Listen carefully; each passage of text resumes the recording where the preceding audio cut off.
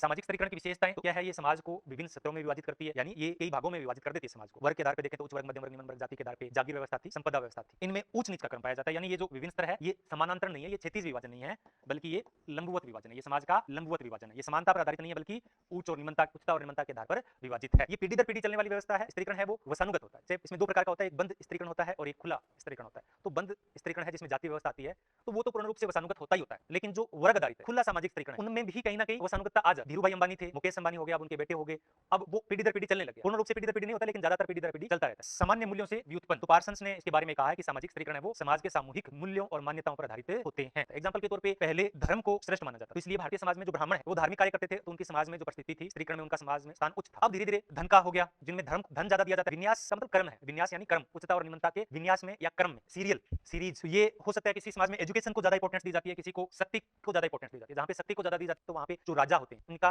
स्थान सर्वोच्च होता है। शिक्षा को दी जाती है तो वहां पे जो साइंटिस्ट होंगे या उच्च पदों पे होंगे वो होगा। इस प्रकार से अलग अलग है, व्यक्तिगत नहीं सामूहिक। तो सामाजिक स्तरीकरण है वो एक व्यक्तियों से तय नहीं होता है, बल्कि ये पूर्ण समाज पर लागू होता है। और सामाजिक स्तरीकरण को समाज द्वारा मान्यता प्राप्त होती है और ये समाज द्वारा स्वीकार्य होते हैं। अब इसमें हमने बात की कि सामाजिक स्तरीकरण है वो कई स्तरों में होता है। वर्ग आधार पे देखें तो हम उच्च वर्ग हो जाता है, अगर जाति के आधार पर देखें तो हम ब्राह्मण इसमें आ जाते हैं। अब केवल वो नहीं होता है, या निम्न की बात करें तो निम्न वर्ग आ जाता है, अगर जाति के आधार पे देखें तो शूद्र जातियां आ जाती है। तो अब इसमें समाज द्वारा मान्यता प्राप्त होता है और स्वीकार्य होता है। जो निम्न वर्ग है तो वो स्वीकारता है कि मेरी स्थिति है वो निम्न वर्ग की है, उसको वो चैलेंज नहीं करता। तो समाज के सभी वर्ग किसी न किसी रूप में इसको मान्यता देते हैं। धार्मिक विश्वास है वो स्तरीकरण को बनाए रखने में सहायक होता है। जैसे जाति व्यवस्था की बात करें तो ये पूर्ण रूप से लागू होता है कि जाति व्यवस्था में जो स्तरीकरण है उसका आधार धर्म है। आर्थिक आधार और श्रम विभाजन से संबंधित सामाजिक स्तरीकरण केवल सामाजिक ही नहीं होता है, बल्कि ये सामाजिक स्तरीकरण सार्वभौमिक है, यानी सभी समाजों में सभी जगहों पर किसी न किसी रूप में सामाजिक स्तरीकरण पाया जाता है।